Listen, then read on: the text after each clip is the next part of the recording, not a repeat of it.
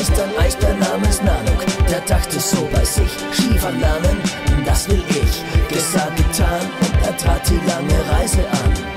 Nach Osttirol hat es ihn verschlagen, dort fing er auch gleich an, nach einer Skischule zu fragen. Am ersten Tag, da war es schon geschehen, da hat er seine Nina dann gesehen. Er konnte nicht mehr denken, geschweige denn noch lenken. Als er sie sah, so wunderbar, verlor er seine Skis und Skischuhe sogar.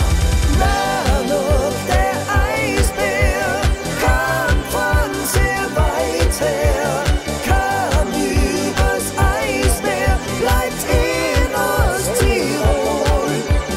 Nanook, der Eisbär, kam von sehr weit her, kam übers Eismeer, bleibt in Osttirol, im Glockner-Resort.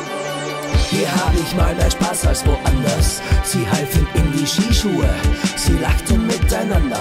2 Brickeln und dann super Schnee, was macht das Leben erst richtig schön? So hat er irgendwo gehört und sie fuhren weiter ganz ungestört. Er merkte gleich, dass er sie mag, sogar sehr gern. Und gleich darauf riss er